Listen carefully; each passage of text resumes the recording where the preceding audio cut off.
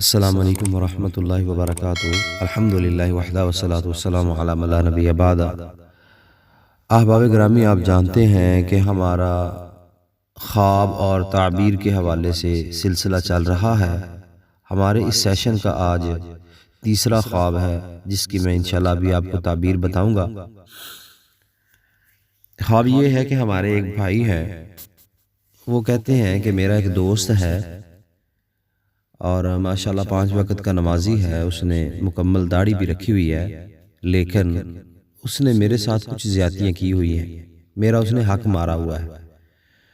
اور اس سے پہلے کہ میں تعبیر بتاؤں، خواب بتاؤں اور تعبیر بتاؤں، میں چھوٹی سی نصیحت کرنا چاہتا ہوں اپنے تمام سامعین کو۔ وہ یہ ہے کہ جب بھی کسی نمازی کو یا داڑھی والے کو ہم زیادتی کرتے دیکھتے ہیں تو ہمارا نشانہ نماز اور داڑھی ہوتی ہے۔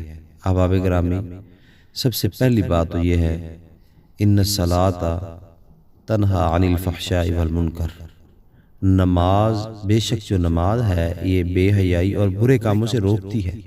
اگر کوئی نمازی اس کے باوجود برا کام کر رہا ہے تو اسے اپنی نماز کی فکر کرنی چاہیے، اس نے وہ نماز پڑھی ہی نہیں جو بے حیائی اور برے کاموں سے روکتی ہے۔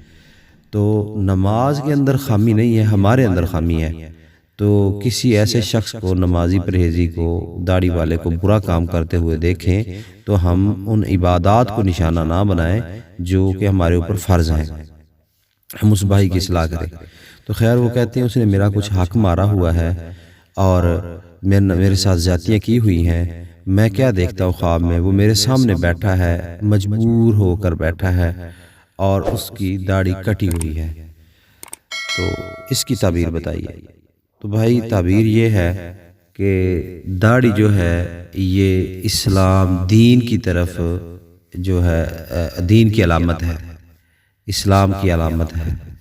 تو جس شخص کی داڑھی کٹی آپ نے دیکھی ہے، اس نے دین کے اندر اپنے آپ کو کمزور کر لیا ہے، اس کے دینی معاملات خراب ہو رہے ہیں، اس کے دینی معاملات کے اندر سستیاں ہیں۔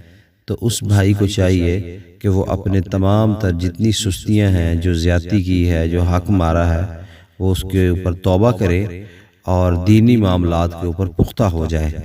ایک شخص ہے، وہ تہجد پڑھتا تھا، اب تہجد نہیں پڑھتا۔ ایک شخص تھا، وہ نماز کی پابندی کرتا ہے، نماز کی پابندی اس کے پاس اب نہیں رہی۔ بہت سارے معاملات ہیں، انسان جو ہے سست ہو جاتا ہے۔ تو ایسے اعمال کی طرف یہ اشارہ ہے۔ تو اللہ تبارک تعالیٰ سے دعا ہے، اللہ ہمیں صحیح معنوں میں زندگی بسر کرنے کی توفیق عطا فرمائے۔ السلام علیکم۔